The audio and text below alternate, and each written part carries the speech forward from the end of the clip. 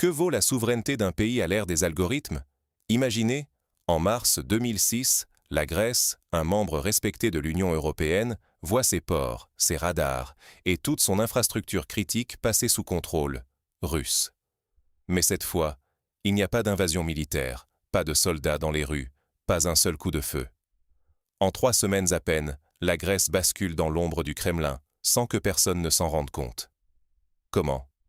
Grâce à un système invisible baptisé Argo, capable d'intégrer subrepticement les réseaux numériques du pays. Résultat, Moscou contrôle à distance les docks d'Athènes, synchronise les radars de la défense côtière et impose même de nouveaux standards économiques, tout en paralysant l'armée américaine et l'OTAN, incapables de réagir.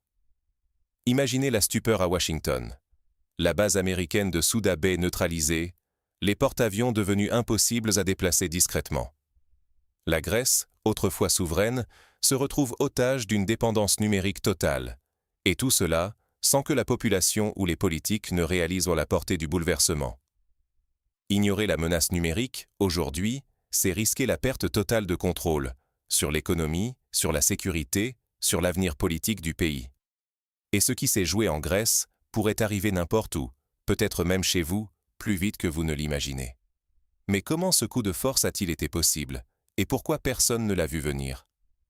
Pour comprendre, il faut revenir au tout début, en mars 2006, quand tout semblait encore normal. Tout commence par de petites pannes, personne n'imagine le bouleversement en marche. En mars 2006, la Grèce vit au rythme tranquille de son quotidien. Le soleil brille sur les plages, les ferries traversent la mer Égée, les touristes affluent, les ports fonctionnent comme des horloges. L'armée suit ses routines, les opérateurs logistiques gèrent le flux de marchandises sans accroc apparent. Mais à l'ombre de cette normalité, des ingénieurs commencent à remarquer des incidents étranges. Ici, un système qui refuse de synchroniser les signaux portuaires. Là, un automate de quai qui s'arrête, sans raison. Les opérateurs redémarrent, réinitialisent, pensent à un bug passager. Mais rien n'y fait. Les dysfonctionnements se multiplient, touchant la synchronisation des grues et des portes automatiques.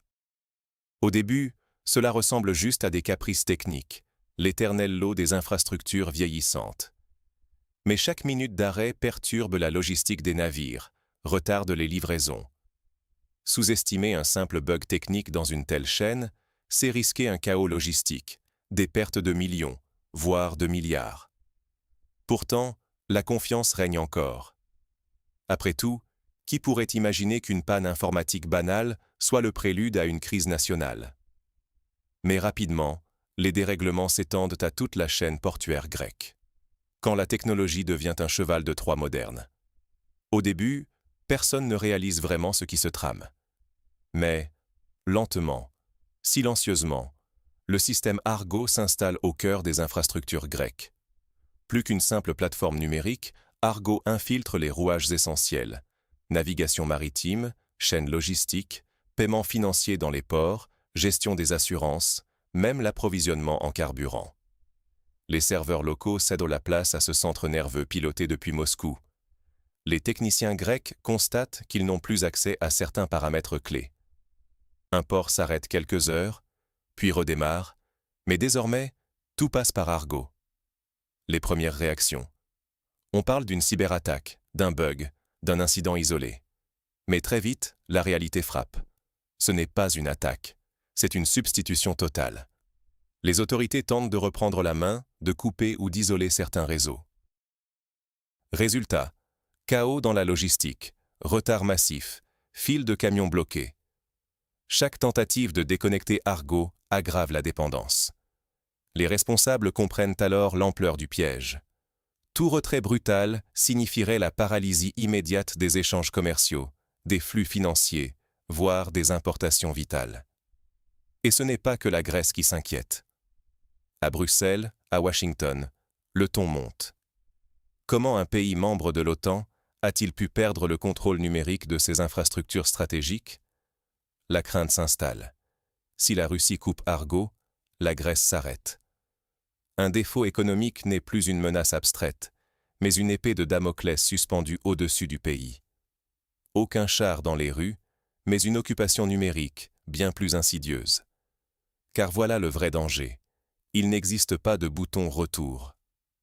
Une fois la dépendance installée, il n'y a ni négociation facile, ni solution technique rapide. La souveraineté s'évapore, et le risque de ruine nationale se matérialise en quelques jours. La crise, jusqu'ici confinée à des cercles fermés, éclate au grand jour.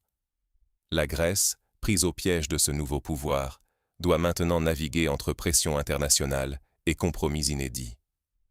La domination numérique ne connaît pas de frontières. Au lendemain du choc en Grèce, l'OTAN et l'Union européenne sont stupéfaites. Aucun blindé n'a franchi la frontière, aucune menace directe n'a été proférée. Et pourtant, la souveraineté d'un État membre vient d'être contournée sous leurs yeux. Mais face à cette situation inédite, les grandes puissances n'ont pas de réponse immédiate. D'un côté, Moscou s'empresse de proposer des solutions. Régulariser Argo, officialiser son usage, promettre une stabilité retrouvée. Une nouvelle normalité s'installe, mais elle est dictée depuis l'extérieur. Dans les faits, le système Argo ne se limite plus à la simple gestion administrative. Il s'est infiltré partout, la finance, la logistique, l'énergie. Tout repose désormais sur cette infrastructure russe. Pour la Grèce, sortir du système signifierait s'isoler, voir son économie s'effondrer quasi instantanément. La dépendance est totale, et toute tentative de rupture devient synonyme de chaos. Mais la crise grecque n'est que la partie émergée de l'iceberg. Dans les couloirs de Bruxelles et de Francfort, on découvre des indices d'implantation similaires. Ports d'Afrique du Nord, terminaux du Moyen-Orient, maillons logistiques dans les Balkans. Un rapport confidentiel de la BCE révèle la formation d'un réseau alternatif, où la Russie, et bientôt le bloc BRICS+, testent de nouveaux mécanismes de paiement contournant dollars et euros. L'Europe réalise brutalement que la dépendance systémique a ouvert la porte à un modèle de domination inédit. Face à cette réalité, l'idée du retour à la drachme, monnaie nationale grecque, refait surface, mais cette fois avec le soutien d'acteurs extérieurs, or et garanties étrangères à l'appui. C'est un bouleversement du jeu monétaire, un risque pour la stabilité de toute la zone euro. Les alliances traditionnelles se fissurent, des parapluies technologiques pointent à la place des garanties collectives de l'OTAN. Et la leçon est claire. Si la Grèce peut tomber, n'importe quel pays peut devenir maillon faible. Le prototype russe d'emprise numérique pourrait s'étendre partout, sans un seul tir. Mais au cœur de cette crise se cache une leçon fondamentale sur la nature moderne du pouvoir. Le contrôle ne passe plus par les soldats, mais par les systèmes. Voilà la leçon majeure du cas grec. La souveraineté aujourd'hui ne se mesure plus à la puissance militaire, mais à l'autonomie technologique. Quand une nation dépend d'infrastructures étrangères, même invisibles, elle se rend vulnérable à des formes de domination bien plus subtiles, mais tout aussi dévastatrices que l'occupation d'autrefois. En Grèce, ce débat fait rage. D'un côté, ceux qui prônent la stabilité et la modernisation, même s'il faut accepter la mainmise d'un fournisseur étranger. De l'autre, ceux qui redoutent une dépendance irréversible, qui transformerait le pays en simple pion dans un échiquier géopolitique. Mais la réalité est là. La Grèce n'est pas une exception, elle est un laboratoire. Si ce modèle fonctionne ici, il peut s'étendre rapidement aux Balkans, à l'Europe de l'Est, à toutes les régions où la cybersécurité reste sous-investie. La contagion numérique ne connaît pas de frontières. Il faut aussi ouvrir les yeux sur la rapidité de ces transformations. Les institutions, souvent lentes et bureaucratiques, peinent à suivre. Le temps que les débats arrivent au Parlement, l'infrastructure est déjà déployée, les données déjà capturées. La ligne entre coopération technologique et dépendance stratégique se brouille. À quel moment un partenariat devient-il une perte de contrôle? Qui détient vraiment les clés du système? Le pays ou le fournisseur? C'est ça l'enjeu pour chaque État, chaque citoyen. Ignorer les leçons du précédent grec, c'est s'exposer à subir le prochain choc, que ce soit une crise économique, un sabotage numérique ou une ingérence politique. Les garde-fous classiques, armées, traités, alliances, s'avèrent impuissants face à une domination qui ne fait pas de bruit, mais change les règles du jeu en profondeur. L'histoire de la Grèce montre qu'un pays peut perdre sa souveraineté sans une seule balle tirée, simplement parce qu'il n'a pas su protéger son autonomie numérique. Face à cette nouvelle réalité, que reste-t-il à faire individuellement et collectivement? Ce n'est pas un scénario d'anticipation, c'est déjà la norme. Ce qui s'est passé en Grèce en 2006 n'était pas qu'un épisode isolé ou une bizarrerie géopolitique. Non, c'était le prototype d'un nouveau mode d'influence mondial, silencieux, presque invisible. Là où autrefois il fallait des chars pour envahir un pays, aujourd'hui il suffit de quelques serveurs, de contrats signés loin des projecteurs, d'une infrastructure numérique savamment intégrée.